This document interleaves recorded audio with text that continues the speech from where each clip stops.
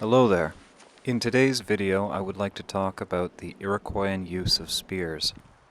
Now, spears are really good because they allow you to keep a lot of distance between yourself and your opponent. They are also very efficient at transferring the entire weight of your body into a blow. And as we have seen, they are very good at getting through armor. They are also relatively fast and maneuverable for their weight and size. All that being said, there's an impression I've had that spears among Iroquoian peoples were not common weapons of war. I don't have very much to base this idea on. I've never seen it written anywhere. I can't quote a historian on it. I got this idea from looking at period illustrations of warfare. Earlier paintings it's all bows, and later paintings it's all tomahawks and muskets. Later anachronistic painters tend to also bear out this trend, with a few exceptions of course. Of literary sources, we have the writings of Jacques Cartier, who, upon inquiring about the military capabilities of the people around the St. Lawrence, is told that their weapons are the war club and the bow. The only period reference for spear use that I can find states that the Algonquins are distinct in that they throw javelins from their battle lines. The Algonquins being a different culture, I find spears notable by their absence.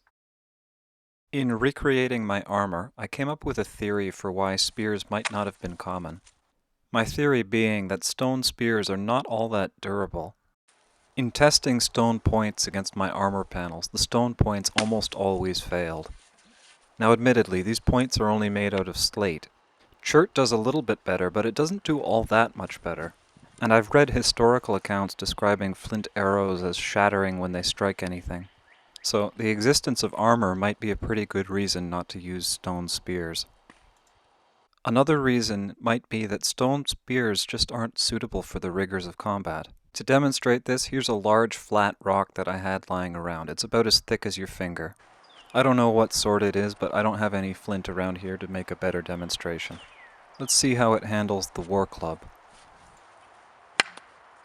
Left third sheared off. Right third sheared off. And the coup de grace? Smashed to pieces. Let's try something else. I'm just going to parry this point as I would a normal thrust.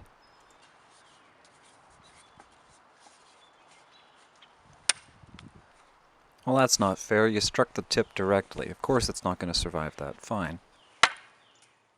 Even striking the handle, it breaks into pieces.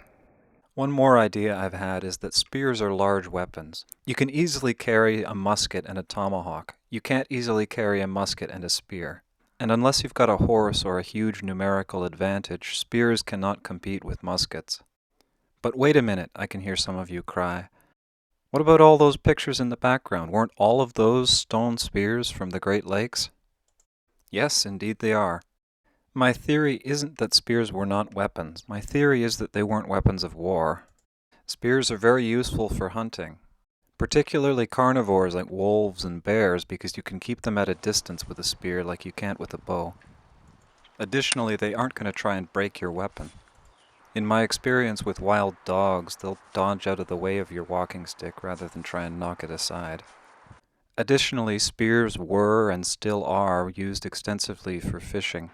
Here's an old one that's been maintained extensively by a local welder, and here's one that I made myself. One hole in my theory is bone spears, of which the Royal Ontario Museum houses quite a few. These do not have the same durability issues as a stone spear, so my logic doesn't hold and we're just left with conspicuous absence from texts. Make of that what you will. As an aside, I've had a couple people asking about this spear in the comments section, so I'll talk a bit about it before I conclude. When I was 20 or so, we had a rabid raccoon lurking around. Since I don't like guns, I needed something to deal with it in case it came around. I didn't have time to forge something proper, so I just took one of my swords off my shelf and cut a notch into a half-finished walking stick and bound it together with glue. This is more or less how spears were made among plains people who didn't have very many blacksmiths. Take the handle off of a hunting knife and slot it into a spear handle. Though in this case it's a reproduction Viking-era sword rather than a hunting knife. So, in conclusion, I don't think spears were very common weapons of war before metal came around. But this isn't based on anything concrete, so take it with a pinch of salt. Just a thought. That's pretty much all I have to say. A little bit of a rambly video, but I hope you found this interesting. Bye-bye.